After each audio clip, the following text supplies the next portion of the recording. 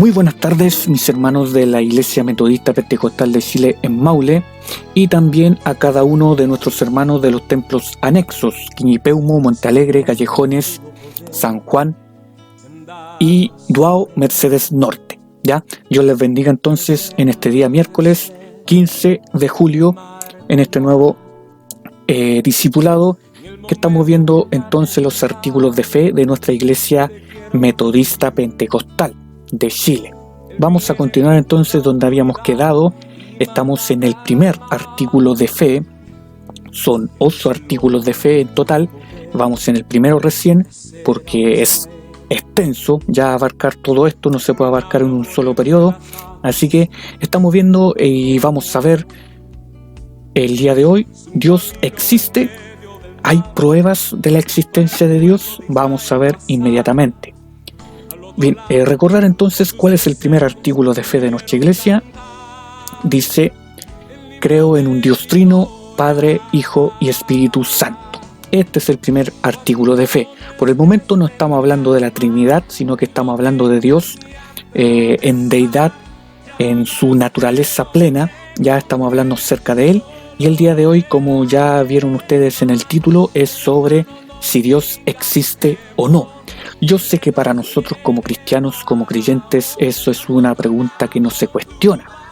Ya la existencia de Dios es algo incuestionable, nosotros lo creemos, lo aceptamos por fe, pero hay personas que no aceptan esto y muchas veces al conversar con ellas nos hacen preguntas y piden que nosotros les demostremos que Dios existe, y muchas veces piden que lo demostremos científicamente, o sea, que la ciencia sea el que establezca si Dios es o no es.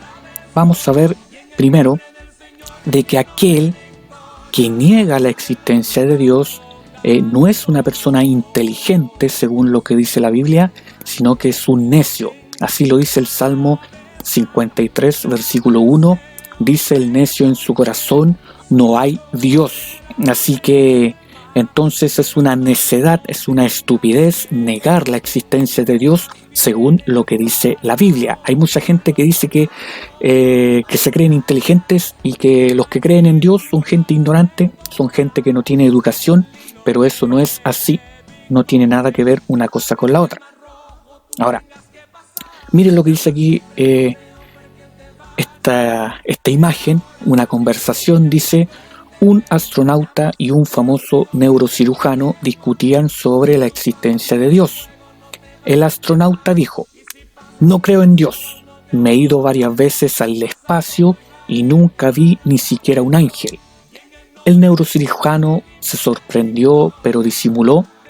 Luego de pensar unos instantes, comentó: bueno, he operado muchos cerebros y nunca he visto un pensamiento. Hay mucha gente que, igual que este astronauta, dicen: yo no creo en Dios porque nunca lo he visto. Si lo viera, creería en Él. Eso es un argumento de una persona que realmente nunca se ha preocupado de informarse y de estudiar sobre el tema, ya, porque obviamente yo no puedo basarme en los sentidos si algo existe o no. Sabemos muy bien que a veces nuestros sentidos nos pueden engañar. Ya, a veces los espejismos, por ejemplo, en el desierto, que yo veo agua, que hay agua a la distancia, cuando en realidad no hay, es un efecto de la luz. Y eso es un fenómeno irreal, pero que para mí es como si existiera. Así que por lo tanto no puedo basarme yo en lo que veo, es lo que debo creer que existe. El aire ninguno de nosotros lo ve, pero sabemos de que existe el aire porque gracias a él, como tiene oxígeno, podemos respirar. Aquí hay otra imagen que nuevamente confirma lo mismo. Aquí tenemos dos científicos. Uno de ellos dice: Dios no existe porque yo no lo veo. A través de, no sé, por este telescopio, él dice: yo no veo a Dios, así que no existe. Pero la otra persona le responde: la única verdad científica es que tú no lo ves. Eso sí es una verdad. ¿Ya? La única verdad es que Dios no lo vemos, y por lo que dice la Biblia, Dios es un ser invisible, ya que Jesús mismo le dijo a la mujer samaritana, Dios es espíritu. Si es un espíritu, es un ser entonces incorpóreo, no tiene un cuerpo, ya, y por lo tanto no lo podemos ver. Puede tomar apariencia de algunos objetos, como la Biblia lo dice, pero no podemos verlo ni saber cuál es su apariencia. Así que eso la Biblia claramente lo establece. No podemos basarnos entonces en la existencia de Dios en nuestros sentidos, porque los sentidos nos pueden también engañar. Vamos a ver entonces algunos argumentos a favor de la existencia de Dios. Hay varios, pero voy solamente a nombrar 3, ¿ya? Y que son como los más conocidos. Así que solamente vamos a hablar de estos 3. Primero, argumento cosmológico, que es uno de los más conocidos y uno de los más antiguos. ¿Qué es lo que dice este argumento? Bueno, cosmológico viene del cosmos, ¿ya? Que significa en griego orden, significa todo lo creado, todo lo ordenado, y este argumento cosmológico establece los orígenes, ya trata sobre los orígenes del universo y dice de que la primera causa del universo es Dios. Sabemos por la ciencia, por la misma cosmología, de que el universo pudo comenzar a existir hace 13.000 billones de años atrás, con esta gran explosión llamada Big Bang, y por lo tanto tuvo un principio. Antes se decía que era eterno, pero ahora sabemos científicamente que tiene un principio. A pesar de eso, hay muchos otros científicos que no creen en esto. Ya es una teoría que no es la única, sino que hay muchas más teorías que afirman lo mismo y que quieren quitar de que el universo haya tenido un principio, ¿ya? Y existen las teorías de los multiversos, del universo inflacionario, que si usted tiene tiempo puede ir ahí a averiguar y saber un poco más de ello, que tratan de negar de que el universo tenga un principio en sí. ¿Qué es lo que dice este argumento básicamente? Dice primero, todo lo que comenzó a existir tiene una causa. Todo lo que tiene un principio tiene una causa que lo llevó a que ocurriera, a que existiera. El universo tuvo un principio, ¿ya? Tuvo un principio, ya le mencioné, hace 13.000 billones de años atrás aproximadamente tuvo un principio, así que el universo por ese principio existe. Por lo tanto, el universo entonces, como comenzó a existir, tiene una causa y esa causa tiene que ser Dios. Esa es entonces básicamente lo que dice este argumento cosmológico y esta se ha establecido, como dice ahí, a lo largo de los siglos. Es uno de los más antiguos. Filósofos como Platón, como Aristóteles ya lo habían establecido. Después vino Agustín de Hipona, después cristianos como Tomás de Aquino también lo tomaron y lo aplicaron a la teología cristiana. Y basados en la palabra de Dios, claramente la Biblia en Génesis capítulo 1 versículo 1 dice: en el principio creó Dios los cielos y la tierra. La Biblia claramente establece de que el mundo todo tiene un comienzo y que Dios lo creó. Nunca el mundo ha sido eterno. El único eterno es Dios y todo lo que podemos ver, y claramente lo dice en Colosenses, lo visible como lo invisible, lo que está en los cielos como lo que está en la tierra, todo fue creado por Dios, ¿ya? Y Él lo sustenta. Pero este argumento tiene un problema porque no todo es perfecto. Estos argumentos son filósofos, son teológicos y con esto usted no va a convencer a la otra persona de que Dios exista ni lo va a convertir. El único que convence a la persona de pecado, según la Biblia, es el Espíritu Santo, y el único que convierte y transforma el corazón de una persona es Dios. Entonces, usted puede tener bien claro estos argumentos, pero sepa de que no va a servir para convencer y para llevar a la conversión a una persona. Puede servir para conversar, para dialogar, para compartir opiniones, distintas perspectivas, incluso para aprender más, ya puede servir para eso, pero para predicar la palabra sabemos muy bien que solamente es Dios quien hace todo lo demás. Y este argumento tiene un problema, Y este es el problema. Si Dios creó el mundo, ¿quién creó a Dios? Yo creo que quizás alguno de ustedes se ha topado con esto mismo. ¿Quién lo hizo? Solo voy a dejar ahí. Solo voy a dejar ya para que usted medite, para que usted piense, porque puede que en algún momento alguien le va a preguntar esto. Usted puede hablar sobre este argumento cosmológico, pero puede que la otra persona reaccione y diga, bueno, si Dios creó todo lo que existe, ¿quién lo creó a él? Y para que usted entonces pueda pensar qué responder. Vamos con el segundo argumento, el argumento teleológico. Este argumento, ya aquí lo dice, teleológico significa logos y telos, ya viene de dos palabras griegas, que significa el fin, blanco, resultado, propósito. O sea, es la parte de la filosofía que estudia los fenómenos que exhiben orden, diseño, propósito o funcionalidad como evidencias de la existencia de Dios. La palabra telos significa diseño o propósito, y esto quiere decir que estudia el diseño, el propósito que tiene el mundo, que tiene el universo, y que esto puede ser evidencia de que Dios existe. Ya así dice el tercer punto, por todas partes el mundo da evidencia de orden, de diseño, y diseño sugiere inteligencia, voluntad, precisión y poder de ejecución. El axioma o la norma de este argumento es que todo diseño presupone la existencia de un diseñador, y este diseñador tiene que ser Dios. Este es el argumento entonces teleológico. El universo entonces exhibe un diseño. ¿Por qué existe vida en el único planeta del sistema solar que es la Tierra? Diseño, ¿ya? La distancia que tenemos entre la Tierra con el Sol es propicia y tiene la temperatura, el calor, la luz necesaria del Sol para que exista vida.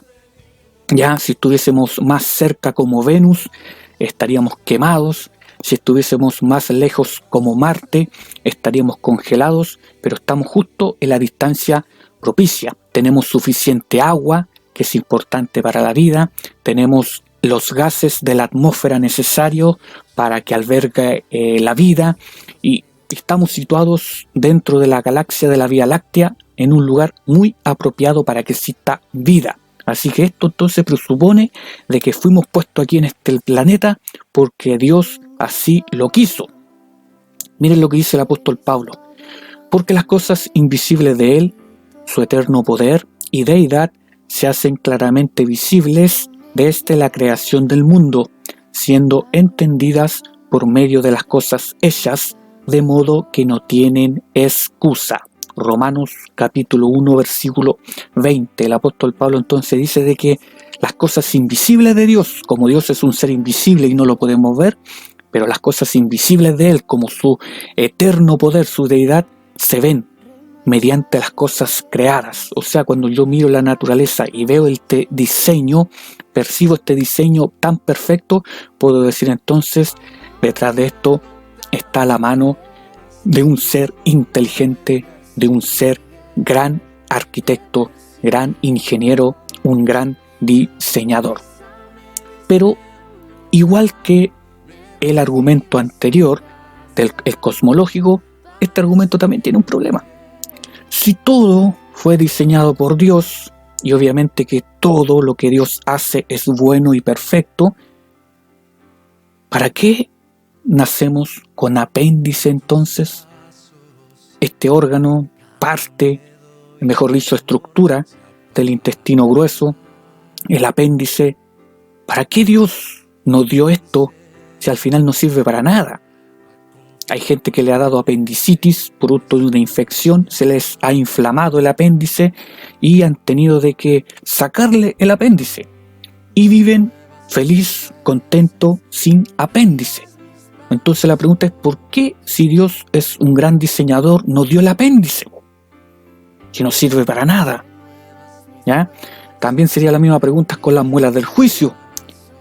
¿Para qué tenemos estas muelas si no sirven para nada? Entonces, las personas que le han salido las muelas se las han tenido que sacar porque chocan con las otras, con las que están delante, produce un gran dolor, un gran malestar, y la única solución es sacarla. Entonces la pregunta es, ¿por qué Dios entonces? ¿Cómo?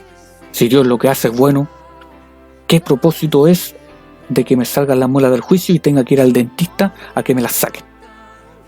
No se ve entonces propósito, no se ve en esto un propósito. También podemos recurrir, si Dios nos diseña, ¿por qué entonces permite que nazca gente sin brazos, nazca gente sin pies, sin piernas, permita de que bebés nazcan sin cerebro y mueran a los pocos segundos o minutos después de nacer? ¿Por qué Dios permite que nazca gente ciega? ¿Por qué Dios permite que nazca personas con discapacidad intelectual? Podemos decirte por qué Dios permite entonces tantos anomalías, gente que nace con anomalías y que podemos decir de que sufren. ¿Por qué? Ahí entonces este argumento tiene un problema y se lo dejo nuevamente a ver qué respuesta usted podría dar.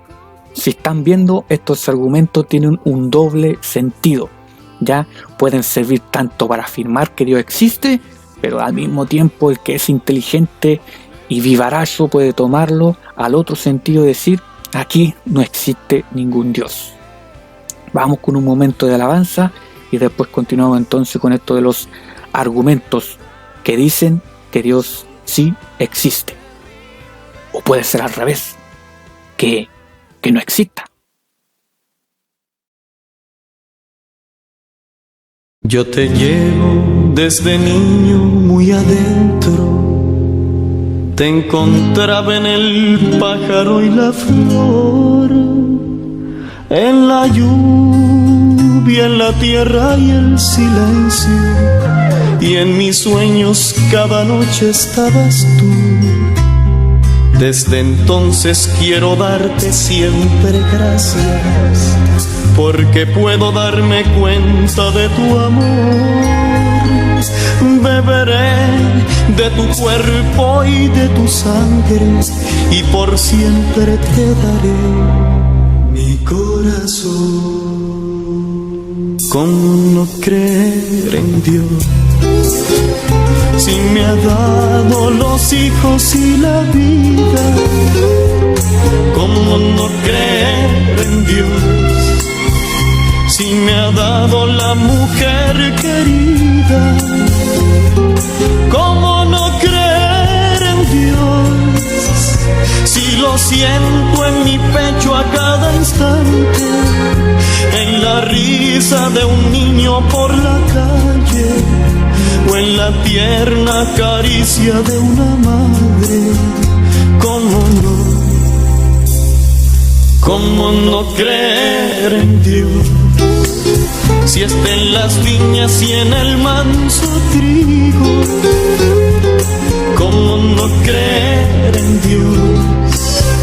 Si me dio la mano abierta de un amigo, ¿cómo no creer en Dios? Si me ha dado la tristeza y la alegría de saber que hay un mañana cada día, por la fe, por la esperanza y el amor, ¿cómo no? La ra ra ra ra, la ra, la ra ra, la ra ra ra ra ra ra, la ra ra ra ra, la ra ra ra ra. ¿Cómo no creer en Dios? Si me ha dado la tristeza y la alegría de saber que hay un mañana cada día, por la fe, por la esperanza y el amor. ¿Cómo no creer? Si me ha dado los hijos y la vida, ¿cómo no creer? Si me ha dado la mujer querida, ¿cómo no creer en Dios? Si está en las viñas y en el manso trigo, ¿cómo no creer en Dios? Si me dio la mano abierta de un amigo, ¿cómo no creer en Dios? Si me ha dado los hijos y la vida, ¿cómo no creer en Dios? Si me ha dado la mujer querida, ¿cómo no creer en Dios? Si está en las viñas y en el manso trigo, ¿cómo no creer? Bien, continuamos entonces con esto de los argumentos. Vamos al tercero. El tercero es el argumento de la moralidad. ¿Ya? Este argumento dice, que también se le conoce como argumento naturalista: el ser humano tiene un sentido del bien y del mal. Para hacer dicha diferenciación se requiere de una ley moral en la conciencia de la persona. La existencia de dicha ley moral implica que debe haber un dador de la misma, o sea, un legislador. Si nosotros tenemos una conciencia moral que nos juzga y nos permite discernir lo que es bueno, lo que es malo, significa entonces que Dios nos dio a cada uno de nosotros esta conciencia y que Él es el fundamento de esta ley, ya de esta ley moral que está en cada uno de nosotros. Y el apóstol Pablo también lo confirma en Romanos capítulo 2, versículo 14 y 15. Dice: porque cuando los gentiles que no tienen ley hacen por naturaleza lo que es de la ley, estos, aunque no tengan ley, son ley para sí mismos, mostrando la obra de la ley escrita en sus corazones, dando testimonio su conciencia y acusándoles o defendiéndoles sus razonamientos. Entonces, esto de tener esta conciencia, este discernir, esto de establecer lo que es correcto de lo que es incorrecto y que sea prácticamente universal, de que en todas partes del mundo, no importando la cultura ni la religión, las personas puedan condenar, por ejemplo, el homicidio, puedan condenar la violación sexual, puedan condenar, por ejemplo, la mentira, que puedan condenar la inmoralidad, que puedan condenar el robo. Es entonces que existe una ley moral y que Dios entonces nos dio esta ley, y esto confirma de que Dios realmente existe. Pero, como ya les vengo diciendo, igual que los otros argumentos, hay algunos que dicen: la moral es innata o es adquirida. ¿Qué creen ustedes? Si seguimos este argumento de que Dios nos dio la ley, quiere decir que es innato. Todos nacemos con esta ley, porque Dios nos dio. Pero si usted piensa un poco, también puede ser adquirida. Sabemos muy bien que según la educación que se nos dio en nuestro hogar, en nuestra familia, así es como nosotros nos vamos a comportar el día de mañana. Según los principios de nuestros padres, es lo que nosotros seguimos el camino. ¿Ya? Hay mucha gente, por ejemplo, que llegó al Evangelio porque nacieron en un hogar cristiano. ¿Ya? Hay otros que no. Entonces depende a veces de la educación. Depende también de las circunstancias de la vida. ¿Ya? Por ejemplo, si vamos a otras culturas del mundo, el matrimonio no es visto en todas partes de la misma forma. Nosotros vemos que el matrimonio es monógamo, una sola pareja, hombre y mujer, pero hay otras partes donde el matrimonio es polígamo. Un hombre puede tener varias esposas, o viceversa, una mujer puede tener varios maridos, y eso es correcto, según su cultura, según su norma moral, es correcto, ¿ya?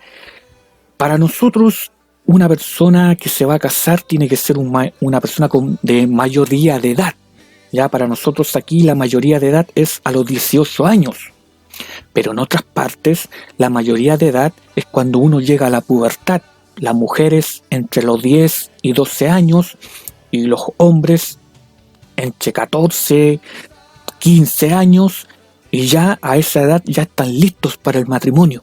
Hoy se mira para nosotros algo como mal visto de que un hombre se case con una mujer menor de 18 años, o al revés. Pero años atrás era algo común, y en otras partes es algo común.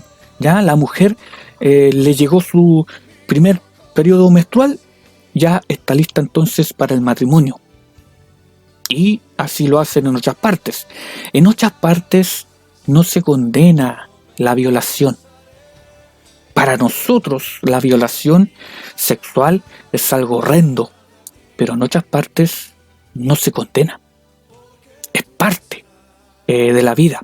Para nosotros el adulterio es pecado, pero en otros lugares es común el adulterio. Hay tribus de África que en ciertas épocas del año intercambian sus parejas y tienen relaciones sexuales con otras personas que no son sus parejas. Y para ellos eso es normal, eso es común. ¿Ya?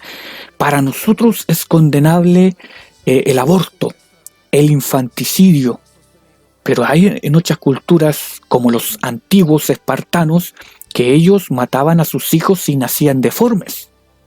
O actualmente hay culturas donde sus hijos los dejan solos y ellos tienen que aprender a sobrevivir, y si mueren, bueno, eran débiles. Los fuertes son los que sobreviven. Entonces estas cosas que para nosotros es como escandaloso, pero para otras culturas es algo normal. Entonces nuevamente volvemos a esto. Si Dios nos dio una ley moral a cada uno, ¿por qué no todos la seguimos de la misma forma? Y eso tiene que muchas veces que ver con la sociedad, con la cultura en la cual nosotros nacemos. Es verdad que el homicidio se condena en todo el mundo, pero no todos reciben el mismo castigo. Es verdad que la violación sexual sí en parte se condena en todo el mundo, pero no todos reciben el mismo castigo. La mentira, no todos reciben el mismo castigo. El adulterio, no todos reciben el mismo castigo. Si vamos a la palabra de Dios y si la aplicamos a nuestras vidas, no todos seguimos el mismo castigo.